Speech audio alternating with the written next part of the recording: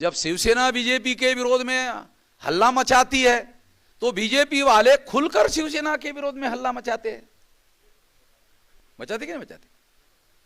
जब हम भारत बंद जैसी कार्रवाई करते हैं तो इससे बड़ी कोई कार्रवाई हो सकती है?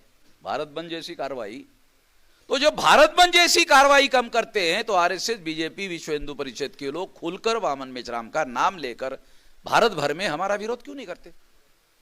शिवसेना का विरोध करते हैं, खुलकर विरोध करते हैं। हम भारत बंद करते हैं तो खुल्लम खुल्ला हमारा विरोध क्यों नहीं करते? मैं ये चाहता हूं कि वो लोग खुल्लम खुल्ला विरोध करें। इससे क्या होगा?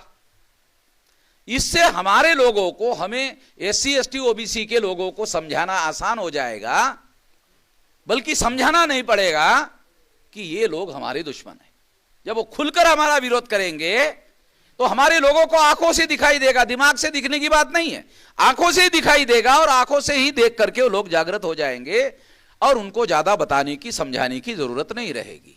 इसलिए वो लोग खुलकर हमारे विरोध में, मैदान में विरोध करने के लिए कभी नहीं आते।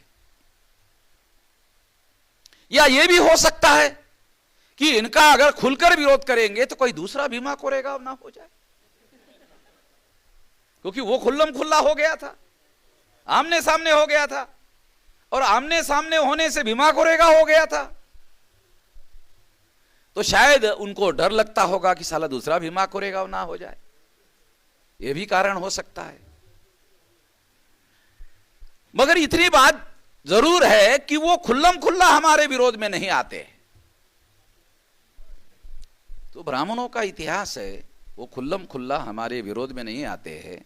सम्राट बृहदत्त मौर्य की हत्या पुष्यमित्र शुंग नाम के ब्राह्मण ने की, ये भी धोखाधड़ी से किया।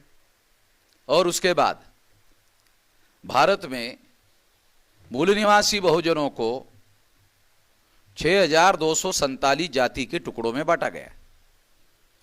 1703 शेड्यूल कास्ट के टुकड़े, 801 आदिवासी के टुकड़े, 3743 ओबीसी के टुकड़े, तीनों के टुकड़ों को इकट्ठा करो 6247 टुकड़ों में इन्होंने हमारे लोगों को विभाजित किया। आजादी का आंदोलन चला। आजादी के आंदोलन में ब्राह्मण लोग ये प्रचार करते थे, बांटो और राज करो, ये अंग्रेजों की नीति है। तो अंग्रेज लोग भी बांटने का काम करते थे, मगर वो दो टुकड़े बनाया था उन्होंने, हिंदू मुसलमान। मगर ब्राह्मणों ने हमारे लोगों के 6247 टुकड़े किए। जो हमारे पास डाटा अवेलेबल है और जो ब्राह्मणों का धर्मशास्त्र अवेलेबल है, उसके डाटा के आधार पर यह बात आप लोगों को बता रहा हूं, सबूत के तौर पर यह सारी बातें आप लोगों को बता रहा हूं और समझा रहा हूं कि तोड़ना ये लक्षण है ब्राह्मणों का।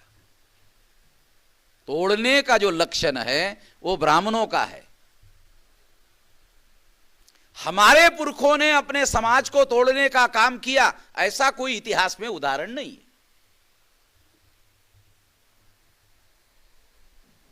तोड़ने का काम 6247 जाति के टुकड़ों में तोड़ने का काम ब्राह्मणों ने किया।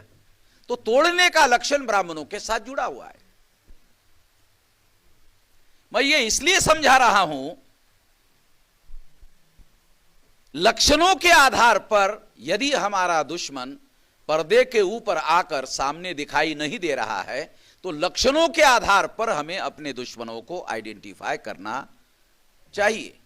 इसलिए बता रहा हूं। पहले डॉक्टर, आज से 10, 20, 25 साल पहले डॉक्टर क्या करते थे?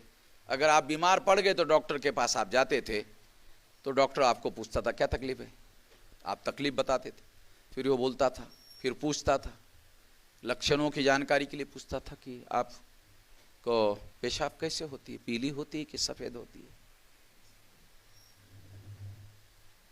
पेट साफ होता है कि नहीं होता है, दिन में कितने बार टॉयलेट में जाते हो।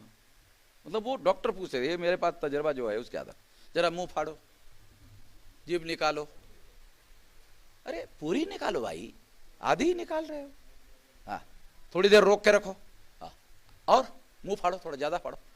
टार्च लगाकर, वो बारीक वाला टार्च रखते थे वो वो देखते, पता नहीं क्या देखते थे, मगर वो लक्षणों को निर्धारित करने का काम करते थे कि कोई लक्षण मिलता है क्या है? हाँ, फिर वो नाड़ी भी देखते थे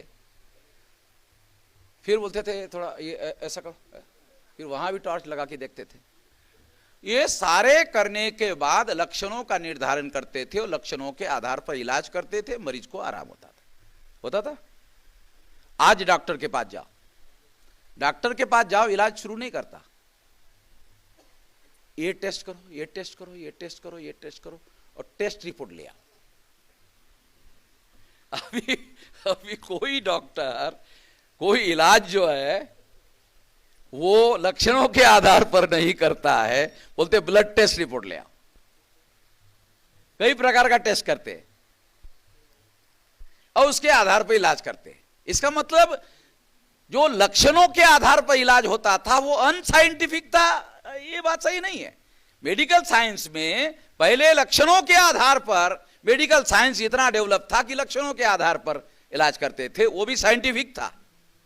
अभी ब्लड टेस्ट के आधार पर इलाज करते हैं। ये रिसर्च साइंटिफिक मेथोडोलॉजी एडवांस हो गई है, इतना ही मामला है, एडवांस हो गई है। तो हमारे पास लक्षण है तोड़फोड़ करने का, ब्राह्मण के साथ जुड़ा हुआ है। तोड़फोड़ का जो लक्षण है वो ब्राह्मण के साथ जुड़ा हुआ है, और ये साइंटिफिक है, ये अनसाइंटिफिक नहीं है, साइंटिफिक है कि अगर हमारे ही लोग एससी एसटी ओबीसी के लोग यदि तोड़फोड़ करने के काम में दिखाई दे रहे हैं और ब्राह्मण दिखाई नहीं दे रहा है, हमारे लोगों ने तोड़फोड़ करने का इतिहास काल में कोई काम नहीं किया, और अगर कर रहे हैं तो निश्चित रूप से उसके पीछे कोई ना कोई ब्राह्मण होगा। लक्षणों के आधार पर आपको समझना है कि इसके पीछे कोई ना कोई ब्राह्मण होगा। वो दिख नहीं रहा है मगर लक्षण दिख रहे हैं, तोड़फोड़ के लक्षणों से पहचानना है, ब्राह्मण जरूर होगा।